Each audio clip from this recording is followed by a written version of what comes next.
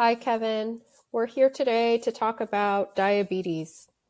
So, you'll read in the news that diabetes is now considered an epidemic, not only in the United States, but across the globe. Do you want to just start off with the basics? How does someone develop diabetes? And let me just preface this by saying that we're primarily talking about, we can go over type 1 and type 2, but primarily we're discussing type 2 diabetes today. Mm-hmm. So related to type 2, which is the most common, by the way, form of diabetes, there are several different types of type 2, and we can delve into those if you'd like.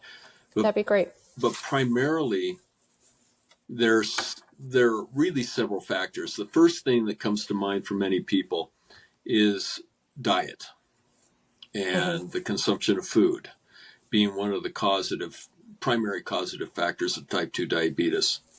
There are other factors that participate in diabetes too, and that is nutritional deficiencies, believe it or not, rather than excesses, and conditions within the body. And we can get into those in detail, which are relatively easy to understand without me delving into too much of the biochemistry. Great. So to answer your question, the primary cause that we see right now with type 2 diabetes is food, meaning either the amount consumed and primarily the type and the amount of that type which is consumed. So many of us realize that the simpler processed foods generally help contribute more to creating a scenario of type 2 diabetes in people, even children, by the way. Right. That number of type 2 and diabetes of children is increasing as well. It's just not adults. It's also children. They're developing. That's alarming. It is. Yeah. So, to answer your question, really reflection on diet is number one. Now, diet also includes beverages such as alcohol and obviously soft drinks.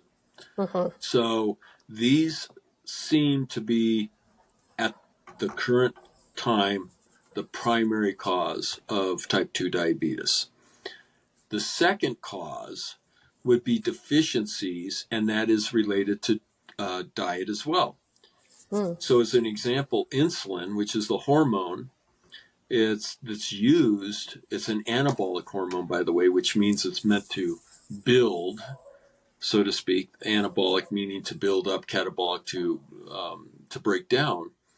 Basically, the insulin, the hormone itself, basically is insulin is it's a large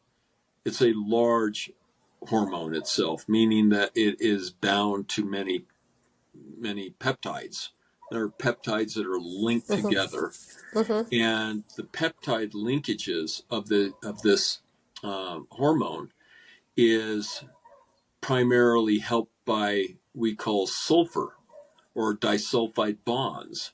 So this long chain protein, which is it's a pre-insulin protein, which builds up this hormone, insulin, requires a fusion of a disulfide bond. What does this mean?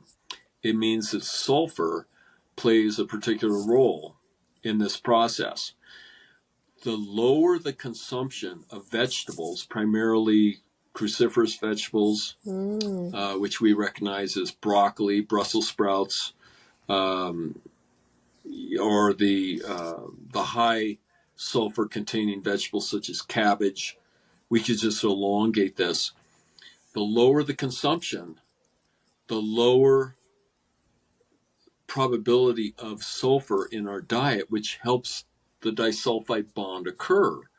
So now we're not only talking about how insulin, the high glucose level in the bloodstream affects the continual output of insulin, but now we're also talking about from a vantage point of what's the strength of insulin, we begin to lose the strength and efficacy of insulin itself if we're not consuming whole foods that potentially help insulin maintain itself from a higher standpoint, meaning its efficacy, meaning its strength, meaning how insulin is put together as a hormone.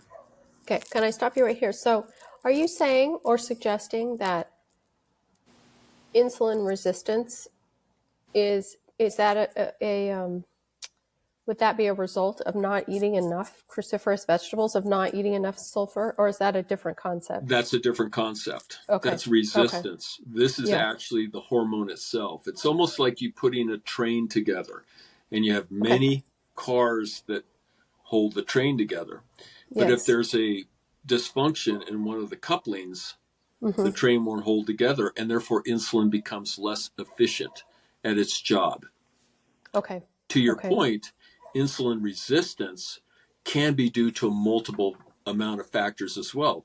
One is high blood fat. And high blood fat can actually begin to coat or diminish the efficacy of how insulin attaches the receptor site. So your cells, your being a plurality humans or mammals, the receptor site is viably important for insulin to do its job. It's like a lock and key. And insulin being the key and the receptor site being the lock. In order for the key to work efficiently into the lock, there has to be appropriate function within the receptor site as well. So it's not only a matter of just avoiding processed food, high sugars, simple carbohydrate type foods, but also increasing those types of vegetables that are beneficial. Does that include things like the allium family, like onion and garlic? Are those also sulfur-containing? Correct. Okay. Because sulfur is a high component of onions and garlic. Yeah. So what's interesting, not only do we see an excess of processed foods being consumed with a high volume of disaccharides or simple sugar, we also see a diminishment in the diet of these foods that can potentially help maintain the uniformity of insulin, which is the anabolic hormone, and have insulin work efficiently. But this is only half of the puzzle. The other half is insulin's antagonistic hormone called glucagon. Glucagon is a catabolic hormone. And what this means is its primary role is to break down fats, particularly in the adipose tissue. So a current medication that's become very popular is something called Ozempic. And what Ozempic does is it's an agonist to glucagon. It encourages its buildup. So it encourages what we call lipolysis, which is the breakdown of fat. Insulin encourages the buildup of fat within the cell. It does the opposite. So consequently, Danielle, what happens is the higher amounts of simple sugars, and this includes ethanol or alcohol, that we consume, the greater the spike of insulin, the greater the process of insulin to maintain and put storage of fat into our cells, particularly the adipose cells. Okay, let me get that. I may have to go over that again with you just to make sure I understand.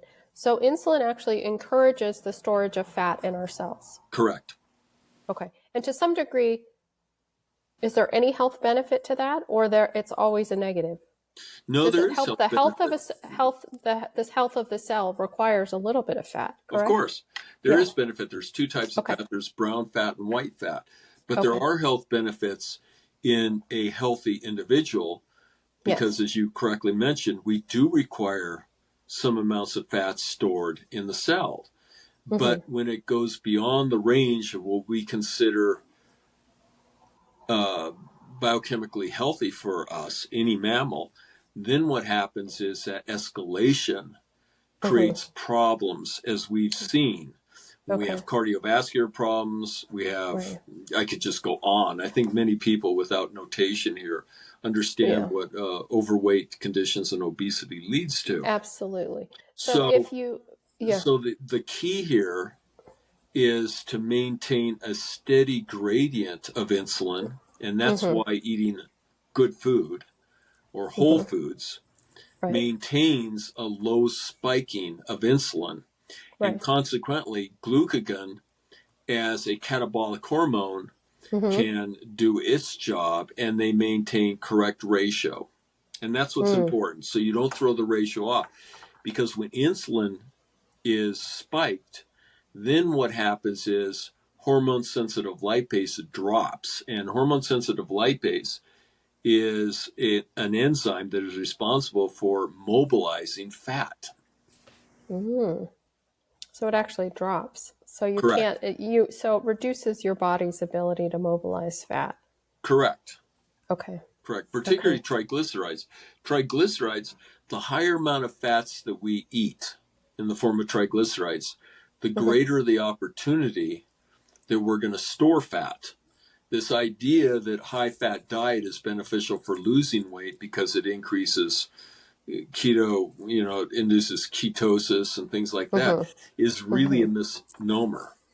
What Well, happens like, is yeah.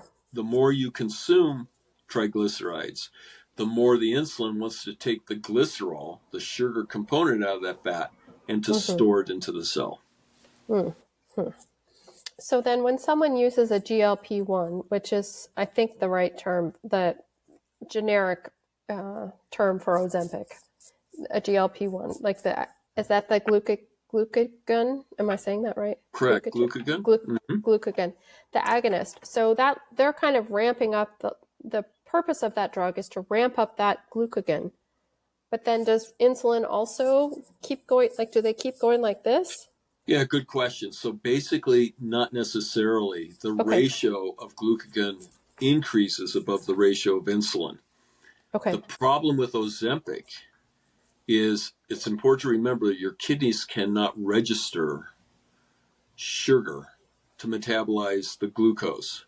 So that's why Mm. when we run sticks to see if someone has diabetes or a high possibility ketonuria, we see that the ketone bodies, or we see the glucose, Mm-hmm. uh, the sugar amount within the urine. So what happens is the more people consume Ozempic, the more likely kidney damage is more likely to occur. Period. And that's why we're seeing the cautions of Right. Ozempic. The Well, right. benefit, the benefit that what Meehan Formulations has done is Meehan Formulations has developed a replacement for Ozempic that is safe. And how does it do this? It increases the component of raising glucagon or managing glucagon without creating any problems as far as disabling the balance between the two. And that's Mm. why tolerance factor is so beneficial for this type Mm-hmm. of thing, is because it's important to remember any time that you increase insulin, you increase fat storage possibility. Anytime you increase glucagon or glucagon is being called for, Mm-hmm. it's a catabolic hormone. It's meant to break down that fat and to mobilize it. So what we want to do is we want to do it naturally. We want to increase the secretion of glucagon naturally. How do we stimulate that secretion? Is the tolerance factor has been shown to do that. Now, I'm not on here as a sales pitch for tolerance factor. I'm just here to explain the science and the biochemistry of why tolerance factor does what it does by increasing Right. the secretion or stimulating the secretion of glucagon. And this consequently means that it increases the venue and doesn't disturb insulin, because remember, insulin is an anabolic hormone. That's what it Right. is. And by Right. increasing um, insulin, once again, to go over this, we're increasing the probability of lipolysis, or not lipolysis, but lipogenesis.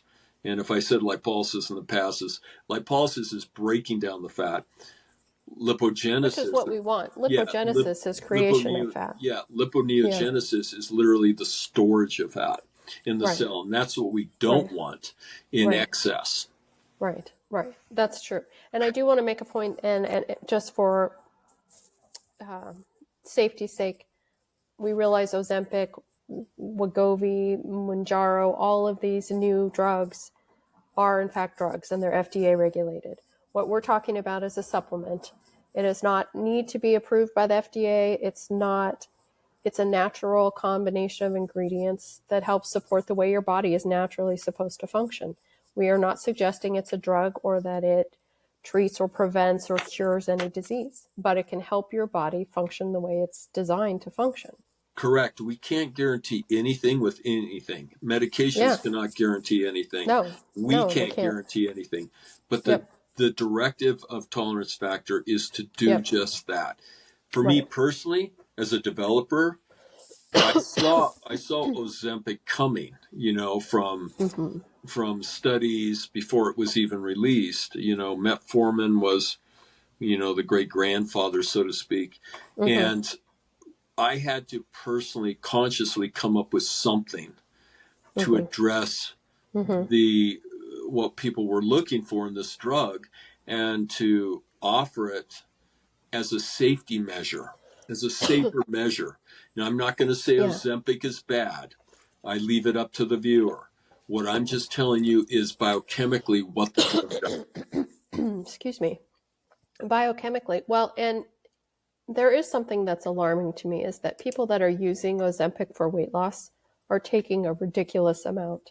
The normal dosage for diabetes control is far less than what people are taking for weight loss, and it's scary. It is, and you okay? Yeah, thanks. It is, and it's alarming. I use this analogy all of the time, frequently. You use the right tool for the right situation. And by not using the right tool for you okay? Yeah. By not using the right tool for the right situation, you're not likely going to fix the problem. Oh, you're not fixing anything. No, it's absolutely true.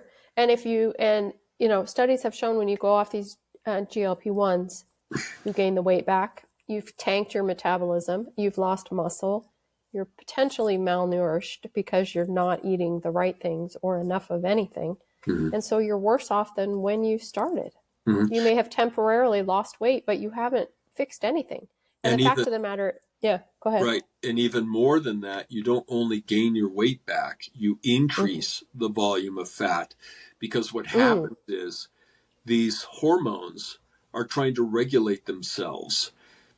It's important to remember that insulin is the primary anabolic hormone in our body, and glucagon is the primary catabolic hormone in the body. And when you mess with these, what happens is the likelihood of them being thrown off even more so becomes more dramatic. And that's why people are gaining even more weight when they stop Ozempic. And then they're in this they mean primary, most, I'm not saying all, constantly find themselves in this catch-22 where they can't get off of it. And now they're in a situation to where they're exceeding their weight even before the application of the medication. This is why it is so important to focus on eating condition, not habits. Habits more or less a wrong term.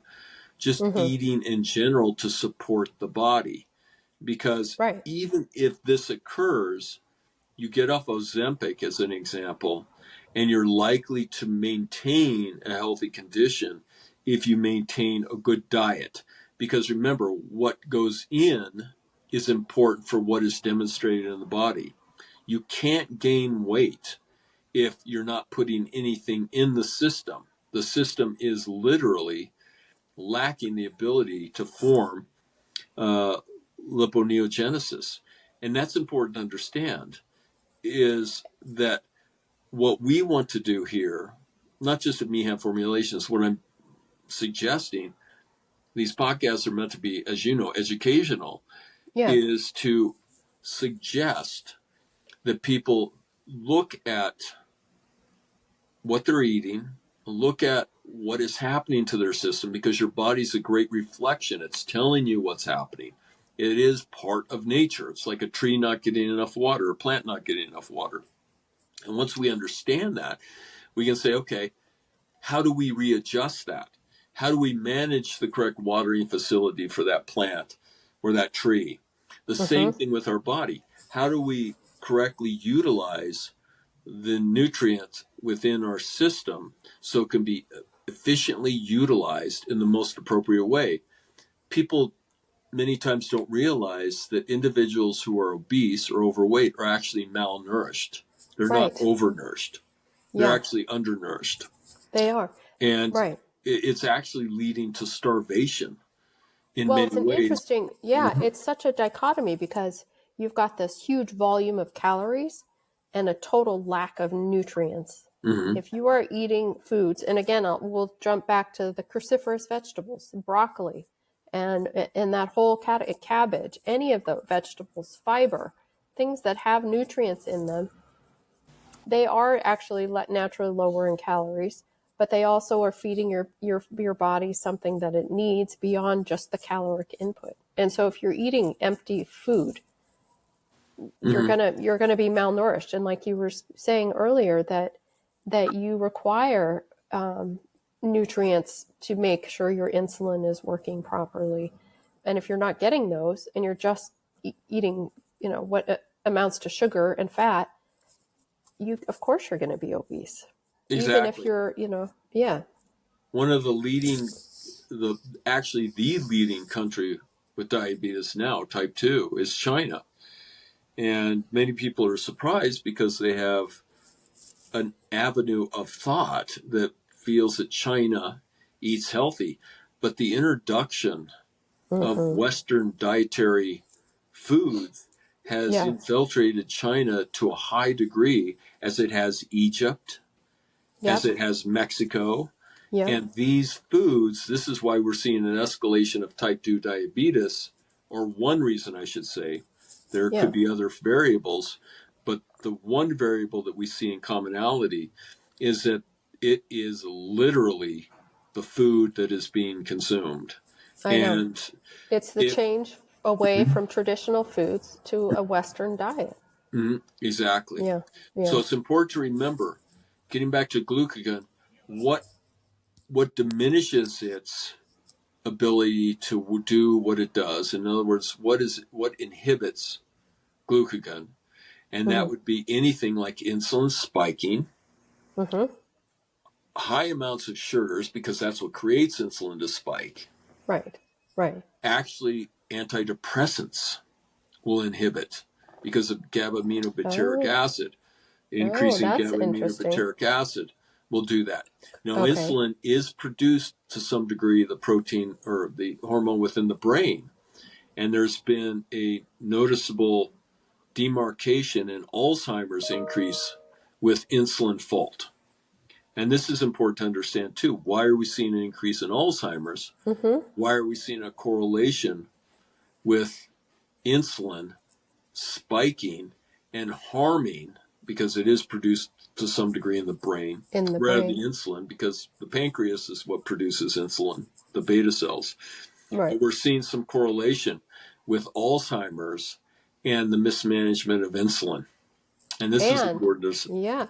And Mm-hmm. also, we touched on this when we were discussing statin drugs. One of the side effects of statin drugs is diabetes.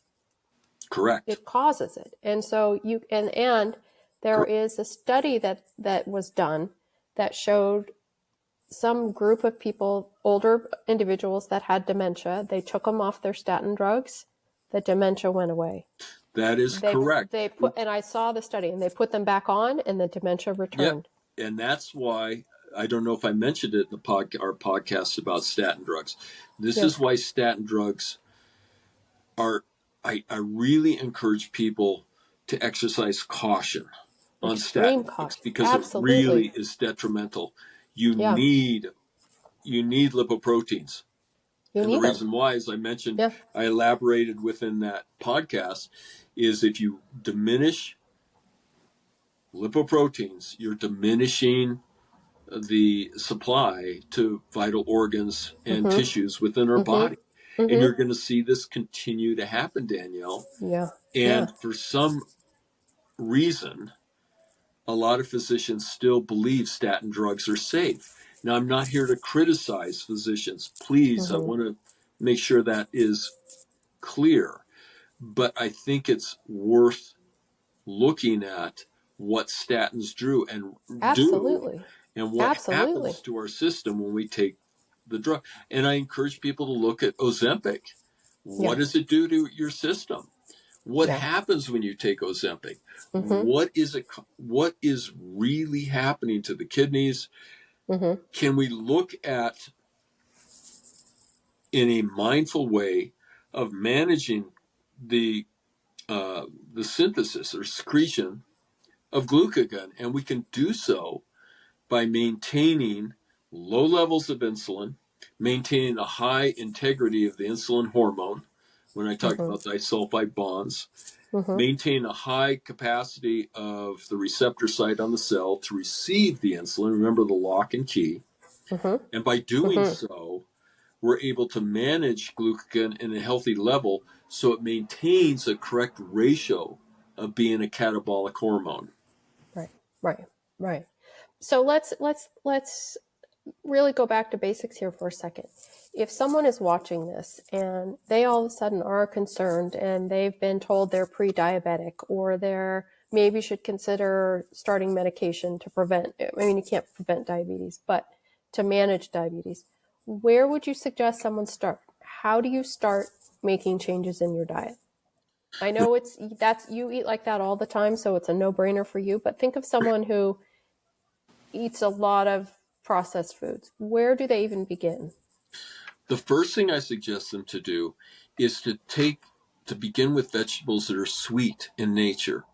This is an Okay. easy way of adjusting. And believe it or not, sweet vegetables would be onions. If you bake them, if you Mm-hmm. watch our cooking show, Yeah. Meehan Healthline, on our website, I show you how to make the onions, how to bake them to where they're almost caramelized. This is one example of how easy it is to shift or to Okay. make changes, transitions, is Yeah. more the sweet vegetables like the carrots, beets, onions is an example. Mm-hmm. Grains, corn, as long as the corn is organic, that is an easy transition. And then Mm. what you can do is you can make different corn dishes like corn relish. Mm. You can vary these things, corn relish, with red bell pepper and that type of thing. That transition is easier because Mm-hmm. the sweet nature of these things is Mm-hmm. fundamentally recognized, and that Right. generally is an easier transition.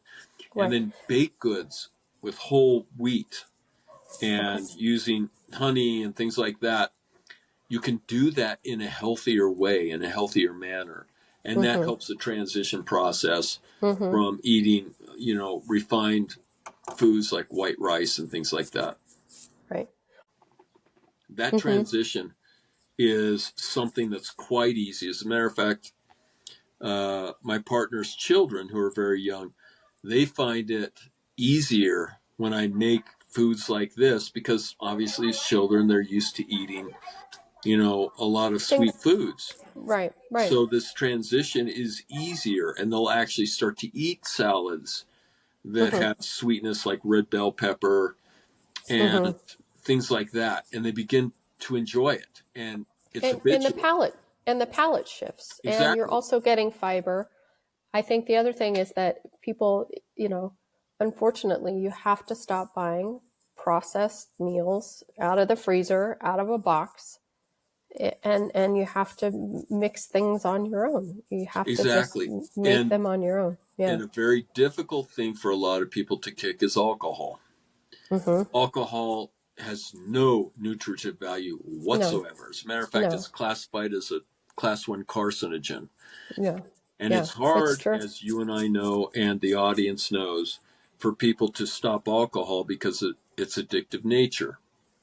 But alcohol, I want to restate this, that it is a dangerous substance.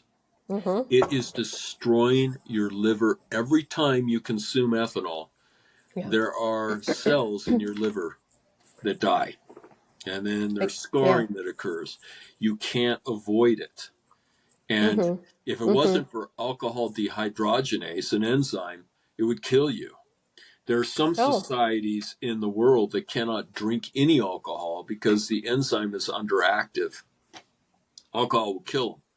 yeah. So alcohol dehydrogenase, we're people are imprisoned with this who drink alcohol, because if it wasn't for that, and everyone has different secretions or availability of this enzyme, then alcohol would kill them rapidly. So it's And it alcohol just wouldn't be dehydrogenase. socially acceptable. I mean, it would fall off the planet if that enzyme didn't exist. Exactly. And the Yeah. acceptance of alcohol, to me personally, is a travesty. Yeah. It's unfortunate, but that's just my Yeah. own opinion. Yeah. And there are people that will view this podcast, I'm certain of it, that will defend alcohol. I want to use this analogy, though, to demonstrate what I'm talking about. I had a woman, a young mother, who just had given birth. Her child was 5 months old, and she came in Mm-hmm. about her own health, and she had her child with her, and she persisted that drinking a glass of red wine or 2 glasses of red wine every day was beneficial. Mm. Is the idea of resveratrol and things like that are found in wine. And I didn't disagree with her comment on her feeling, Mm-hmm. but what I did after she continued to talk, and then obviously was waiting for my response, I mentioned to her that I understood her feelings, that she felt red wine was healthy. And I asked her, Mm-hmm. why don't you give a glass of wine to your 5-month-old? Which just sounds atrocious. Like, of course you wouldn't. She didn't. She just hesitated. And I kindly suggested to her, if you feel red wine is healthy, why would you inhibit giving it to your 5-month-old? Like, right.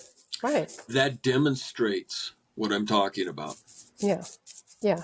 And it's literally, I mean, I encourage people to Google alcohol, ethanol, Google it and see what I'm talking about. It's literally, it has to be visually seen, the destructive value of this, to really, it's Mm-hmm. almost like a horror movie, something that scares you straight. Remember, Yeah. there was a series, I think, of Scaring Straight, where people would be put in prison for a day and it scares them so much. Yeah. Literally, when people see the atrocious results, what alcohol does to your tissue, Right. that would Right. scare you straight. If Right. you had any care about living, it really Yeah. would. Yeah. Huh. Now, I mean, it's, alcohol, yeah. the reason I'm talking about ethanol here, alcohol, is because alcohol contributes greatly to Right. diabetes. Right. Right. Right. And just because how does it contribute? Does it just because it converts to a sugar? It's simple sugar. It's one of the simplest It's a sugars simple there sugar. is. Yeah. Yeah, Yeah. So you're it's not so only killing your simple. liver, but it's just a simple sugar. So it spikes your blood Exactly. sugar, and it's yeah. Okay. Exactly. Okay. Exactly. And then where does exercise fall into this? I mean, do you think diet is more important, frankly, than exercise? I do. Not that I it's do not too. important to Mhm. be active, but I think diet does. You can't out exercise a crappy diet. Exactly. Diet is on the hierarchy, number one. Yeah, number one. Exercise is beneficial, Yeah, definitively. But by yeah, eating junk food and exercising every day, it won't generally no, make much difference. I no. know this because you see it all the time. I have patients that are diabetic with an A1C as high as 7 that exercise on a Mm, daily basis, and they say, I can't understand why I have diabetes. Well, guess what? That alcohol you drink at night the amount of food or the amount of simple sugar that you're eating. That's definitive. But if you have someone that eats really well and is sedentary in a sense, like meditation, let's take Buddhist monks as an example, you don't see diabetes. Right. Oh, that's a very good example because they're not, they have very mild forms of exercise, but they eat very cleanly and they don't. And then do you think stress plays a role in diabetes? It does. Distress. Not eustress, but distress plays a role because what happens is anytime you increase things like, urea production or amylin production, which is, amylin is basically something that is in the digestive process, the pancreatic, it's part of the digestive process. Anytime you increase those, stress, this alarm, flight scenario, what you're going to do is you're going to increase the cascade event of insulin because insulin's trying to, maintain what's happening. Now, epinephrine actually increases stimulation of glucagon, but epinephrine is something as we know as whoa, that's fright. That's rather than constant stress and thinking about finances. It's like you running into a bear. If you run into a bear or something, that's going to increase your glucagon. The reason why is it's a catabolic hormone. It's going to say, "Man, I got to get as much as I can here." That's a different kind of stress. That's a quick response. That's not a prolonged, like you said, thinking about finances or something like that. Okay, so that's a different kind. So really, I mean, I know it sounds like a broken record, I'm sure, to a lot of people, but you got to eat well. You got to manage your stress levels. It's hard to do when you hate your job. You got to find something that you like to do. You got to find a way to relax that doesn't include alcohol or doesn't include eating terrible food. Exactly. I mean, it's, Exactly. Huh. Okay, Danielle. All right. Well, I think that's about all the time we have today. You have another patient to see. Thank you for this conversation. And we will be back again soon with another topic. Thank you, Danielle. All right. Thanks, Kevin. Okay, bye-bye. Take care. Bye.